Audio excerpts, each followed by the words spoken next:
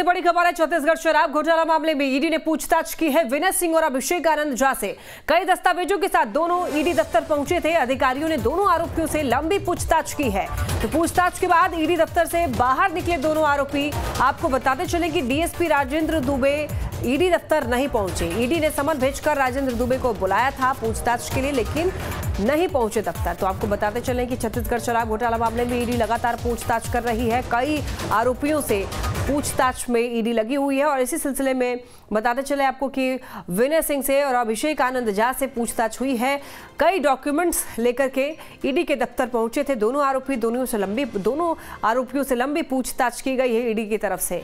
तो आपको बताते चलें कि छत्तीसगढ़ में 2017 में बनाई गई थी नई शराब नीति और सिर्फ सरकारी दुकानों पर शराब बेचने की अनुमति थी। छत्तीसगढ़ स्टेट मार्केटिंग कॉरपोरेशन का गठन हुआ।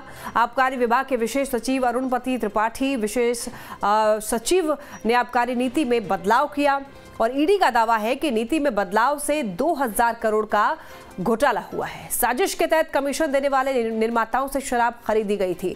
ज्यादा जानकारी देंगे संवाददाता चंदन हमारे साथ जुड़ रहे हैं। चंदन, शराब घोटाला मामले में दो आरोपियों से आज भी पूछताछ हुई है, क्या कुछ अपडेट है इस मामले में?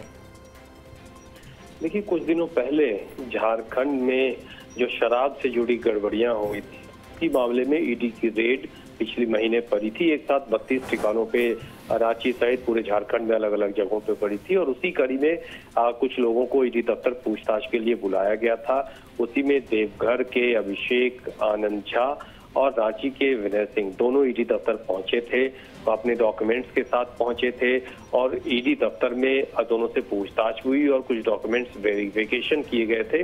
उसके बाद दोनों ईडी दफ्तर से बाहर निकल गए हैं। जो जानकारी मिल रही है उसके मुताबिक जो लगभग एक साल पहले ही प्रेम प्रकाश के यहाँ जब रेड पड़ रही थी ईडी की, उसी दौरान कुछ शराब से जुड़े गड़बड़ियों के मामले में डॉक्यूमेंट्स ईडी के हाथ लगे थे और उसी डॉक्यूमेंट्स के आधार पे ईडी अपना होमवर्क करते हुए भी हाल ही में एक साथ लगभग 32 से ज्यादा ठिकानों पे ईडी की रेड हुई थी और उस दौरान शराब गड़बड़ियों के खुलासे को लेकर कई डॉक्यूमेंट्स जब्त किए गए थे, कई कागजात भी जब्त हुए थे और उसी कड़ी में आज पूछताछ के लिए ईडी ने दोनों को एक बार फिर से ईडी दफ्तर बुलाया था।